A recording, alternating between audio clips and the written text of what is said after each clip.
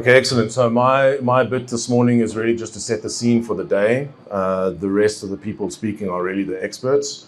The reason why we are up here is because we have sponsored this session for the day. So I get to do a shameless plug at the end of who we are. So just wait for that. That's going to be gripping. So when we talk about Africa, I love this. You can call it an infographic, I suppose. It's quite cool.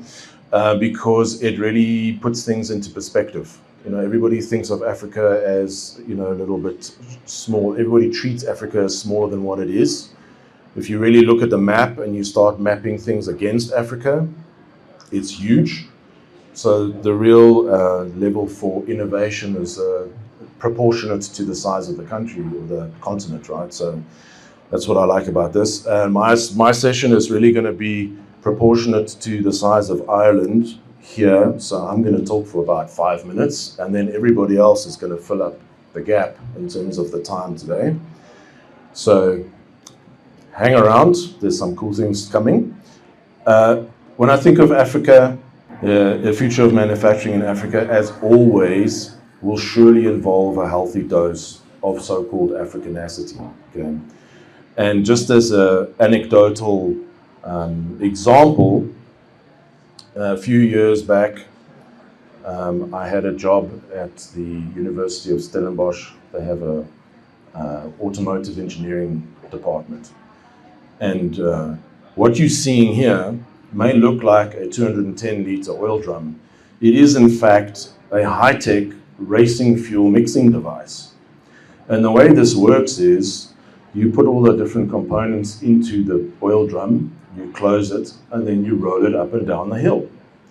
This is Africanacity in work. Okay. This is one of our customers. They are an additive manufacturing research department in Algeria.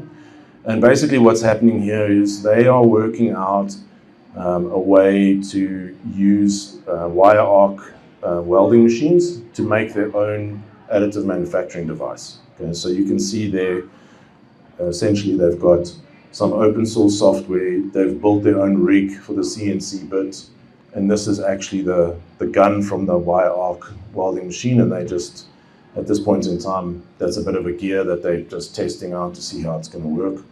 And you've got the major earth cable on there just to complete the circuit, right? So this is the kind of DIY additive manufacturing things that's happening in Africa. It really shows you the drive for innovation in Africa.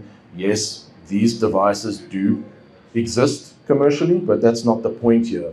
The point is to really bring that knowledge in-house and then use it for further innovation in Africa. There are many other examples. I didn't want to put them all up because one, it takes too much time, and two, like this picture actually, we're not really supposed to be sharing it. I did get permission, which is why you see the source at the bottom. But yes, we've got quite a nice lineup coming up. So first up will be David Osborne with some AI-powered automation, so generative AI. Then we'll have Tatenda. Tatenda's coming in from Zimbabwe. I think he arrived yesterday, talking about manufacturing in Africa for Africa.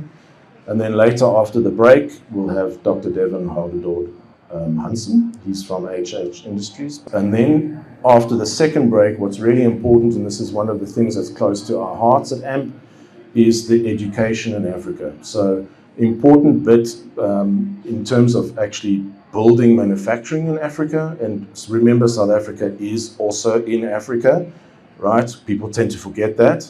We talk about Africa like it's somewhere else. This is also Africa. So, as I mentioned a little bit earlier on, AMP has actually sponsored the FMA conference this year. So who are we? AMP is Advanced Manufacturing Program. We are a CAD CAM and CAE reseller. What does that mean? So computer-aided design, manufacturing, and engineering software reseller. We do obviously the sales, the implementation, the training of that. We even do consultation on it. So if you don't have enough people to do the work, we can help you with that.